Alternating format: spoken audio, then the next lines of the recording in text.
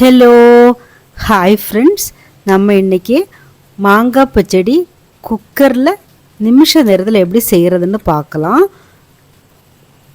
இது மாதிரி ஒரு மாங்காய் எடுத்துக்கோங்க. இது ஒரு 200 கிராம்ஸ் வரும். இது கொஞ்சம் நல்ல கெட்டியான மாங்காய், அதனால தான் நம்ம குக்கரில் செய்ய போகிறோம். இதே மாதிரி நீல வாக்கில் கட் பண்ணிக்கோங்க. செங்காய் எடுத்தால் ரொம்ப நல்லாயிருக்கும். ரொம்பவும் பழுக்காத மாதிரி இதே மாதிரி காய் எடுத்துக்கோங்க. நீல வாக்கில் நம்ம இது மாதிரி கட் பண்ணிக்கலாம். இப்போ ஸ்டவ் ஆன் பண்ணி குக்கரை வச்சிடலாம். 1 டீஸ்பூன் நல்லெண்ணெய் ஊற்றிக்கோங்க. கடுகு வெடித்ததும் நம்ம வெந்தய பவுடர் போடுறோம். யூஸ்வலாக வெந்தயம் போடுவாங்க. வெந்தய பவுடர் போட்டால் தான் நல்லாயிருக்கும். ஒரு 3 பச்சை மிளகா போட்டுக்கோங்க. நான் ஒரு 5 பச்சை மிளகா போட்டிருக்கேன். எனக்குன்னா காரம் பிடிக்கிறதுனால. கருவேப்பிலை போட்டுக்கலாம். ஒரு 1/4 டீஸ்பூன் மஞ்சள் தூள் போட்டுப்போம். லைட்டாக வதக்குனதும் நம்ம கட் பண்ணி வச்சுருக்க மாங்காவை போட்டுக்கலாம். இப்போ ஒரு 1/4 டீஸ்பூன் உப்பு சேர்த்துக்கலாம். 1/2 லிட்டர் தண்ணி சேர்த்துக்கிறோம்.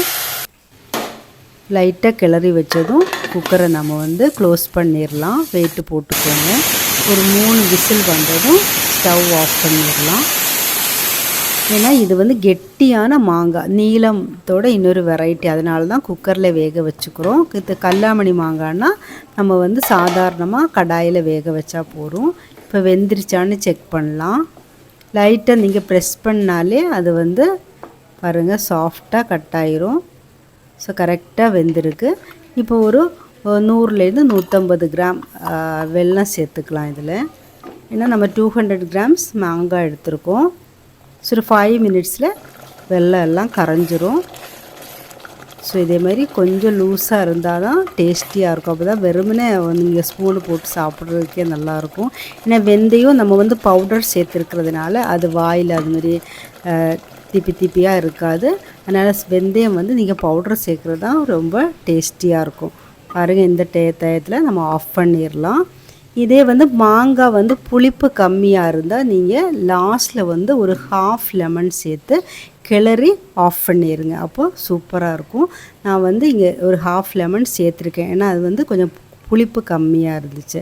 நீங்களும் இதே மாதிரி பச்சை மிளகா, அதுமாரி வெந்தய பவுடர் இதே மாதிரி டிஃப்ரெண்ட்டாக யூஸ் பண்ணுங்கள். ரொம்ப ரொம்ப டேஸ்டியாக இருக்கும். வெறும்னா சாப்பிட்டாலே அவ்வளோ டேஸ்டியாக இருக்கும். கண்டிப்பாக எல்லோரும் ஒரு தடவை சீசன் முடிகிறதுக்குள்ளே செஞ்சு பாருங்கள். தேங்க்யூ ஃபார் வாட்சிங். பிடிச்ச ஒரு லைக் மட்டும் மறக்காமல் பண்ணிடுங்க. தேங்க்யூ.